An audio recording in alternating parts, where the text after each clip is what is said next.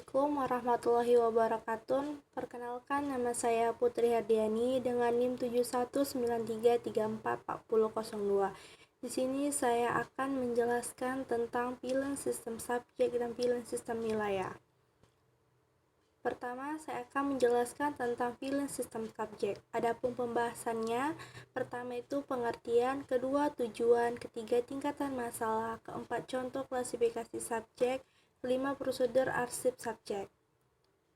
Yang pertama itu pengertian. Sistem subjek adalah sistem penyimpanan dan penemuan kembali arsip yang disusun berdasarkan pengelompokan nama masalah subjek pada isi surat. Pada sistem subjek ini, sebelum kita menyimpan arsip, hendaknya dipersiapkan terlebih dahulu daftar klasifikasi arsip.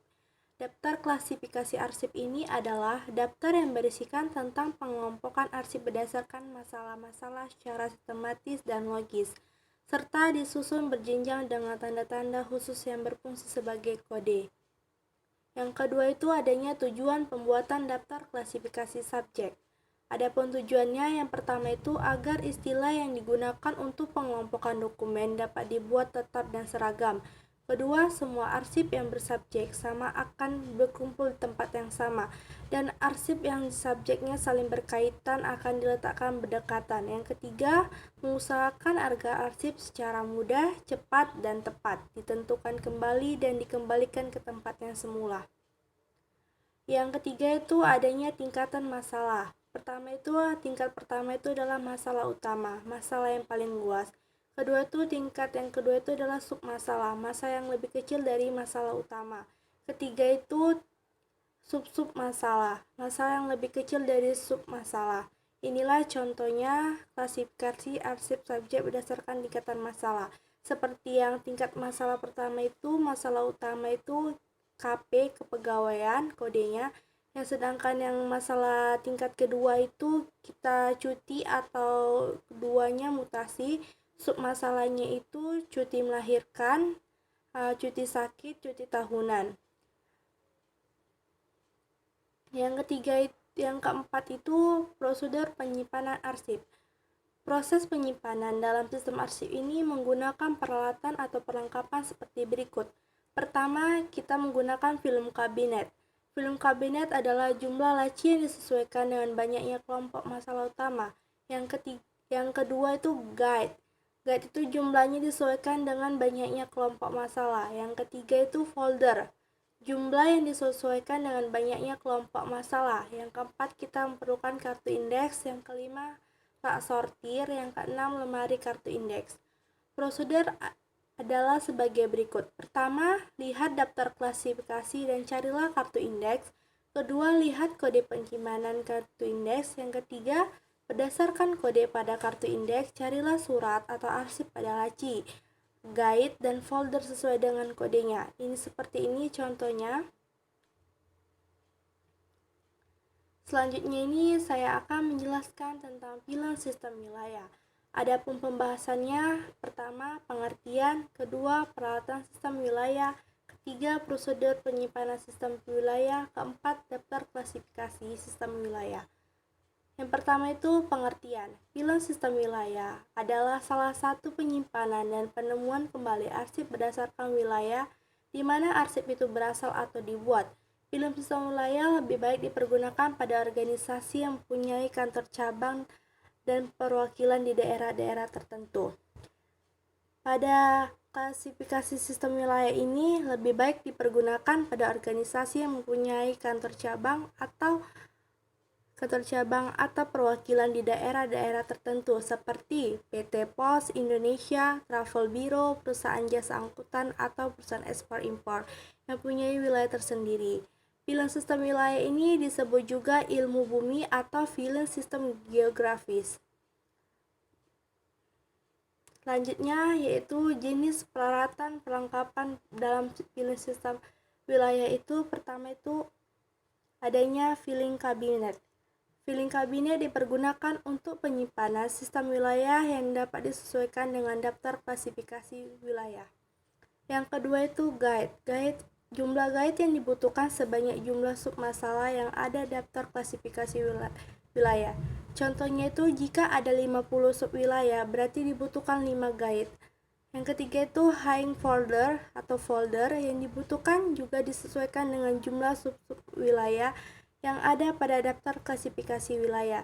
Jika ada 20 sub-sub wilayah, berarti dibutuhkan sebanyak 20 hang folder. Yang keempat itu adanya Cardex. Cardex biasanya untuk menyimpan kartu indeks yang berkode sama sesuai dengan jumlah huruf Latin, yaitu A sampai Z. Berarti diperlukan 26 laci. Jika Cardex terdiri dari 8 laci, maka dibutuhkan 4 Cardex. Yang kelima itu kartu indeks. Setiap arsip dan surat yang disimpan dibuatkan kartu indeksnya. Jadi jumlah kartu indeks sebanyak jumlah arsip yang disimpan. Yang keenam itu rak sortir, disesuaikan dengan kebutuhannya. Yang ketiga, saya akan menjelaskan prosedur penyimpanan arsip wilayah. Untuk prosedur penyimpanan sistem wilayah dapat ditempuh dengan cara-cara sebagai berikut. Yang pertama, kita perlu memeriksa berkas atau surat. Yang kedua, kita mengindeksnya. Yang ketiga, kita memberikan kode. Yang keempat, kita menyortir. Yang kelima, kita menempatkan arsip itu. Kemudian untuk langkah-langkah penemuan kembali surat sistem wilayah dapat dilakukan dengan cara berikut. Pertama, kita bisa menentukan judul surat yang ingin dicari. Kedua, cocokkan dengan daftar klasifikasi wilayah. Ketiga, carilah arsip pada laci yang berkode wilayah dan cocokkan dengan daftar klasifikasinya. Yang keempat, ambil arsip dan tukar dengan lembar pinjaman arsip atau lembar 1. Yang kelima, berikan pada peminjam arsip berikut lembar pinjam arsip atau lembar kedua. Yang keenam, simpan lembar pinjaman arsip atau lembar ketiga pada Checker file. Selanjutnya itu adanya daftar klasifikasi arsip. Sebagaimana sistem penyimpanan yang lain, untuk sistem wilayah juga menggunakan daftar klasifikasi, yaitu daftar klasifikasi wilayah. Untuk membuat daftar klasifikasi wilayah, pengetahuan tentang nama wilayah di sesuatu kota, provinsi, kabupaten, bahkan negara sangat diperlukan. Daftar klasifikasi wilayah memuat pengelompokan wilayah menjadi wilayah utama, subwilayah, dan sub-subwilayah. Wilayah-wilayah ini disusun berurutan sesuai dengan urutan abjad. Daftar klasifikasi wilayah dapat dibuat melalui beberapa macam, antara lain sebagai berikut. Pertama itu menurut nama negara, yaitu daftar klasifikasi wilayah yang dibuat berdasarkan pengelompokan wilayah berdasarkan nama negara. Yang kedua, menurut pembagian wilayah administrasi negara, yaitu daftar klasifikasi berdasarkan pengelompokan nama wilayah administrasi suatu negara. Contohnya itu daftar klasifikasi menurut pembagian wilayah administrasi negara.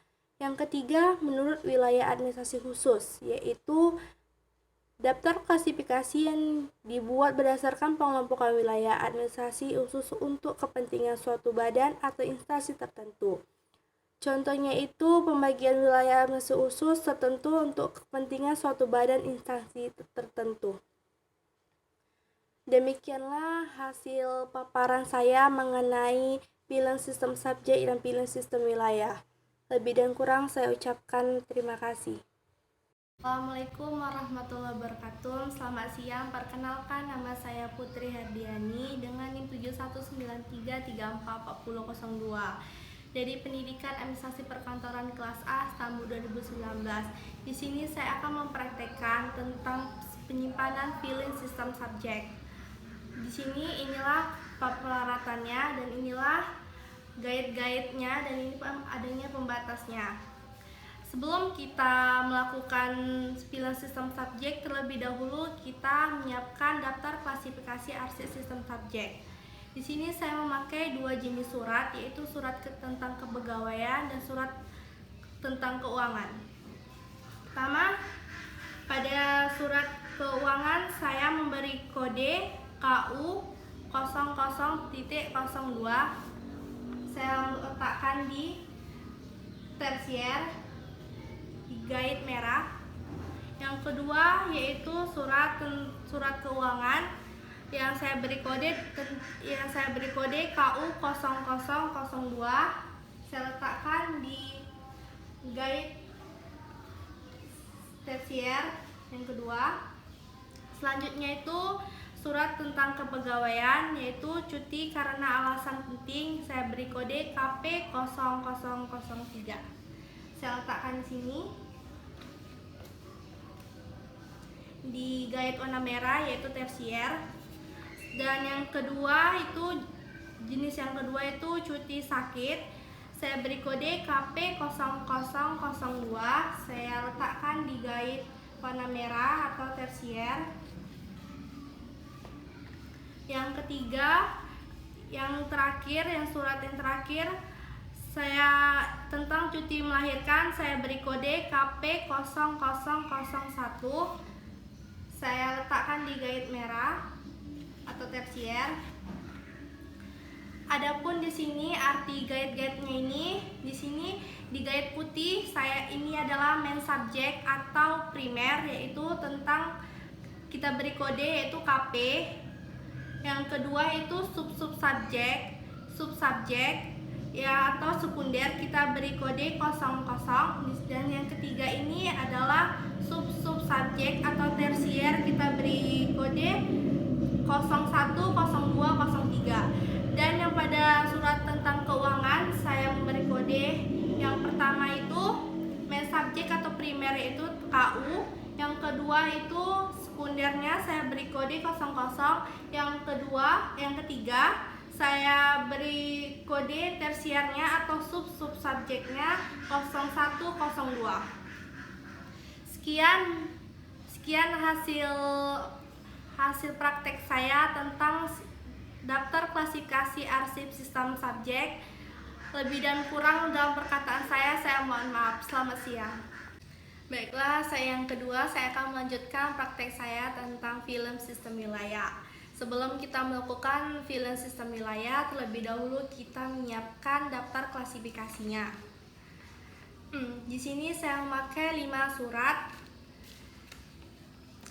Yang pertama itu saya memakai surat pada wilayah Sumatera Utara, karena kedua suratnya ini sama pada daerah Sumatera Utara, jadi saya meletakkan pada guide yang ketiga atau pada guide merahnya, yaitu saya memberi kodenya yaitu SU.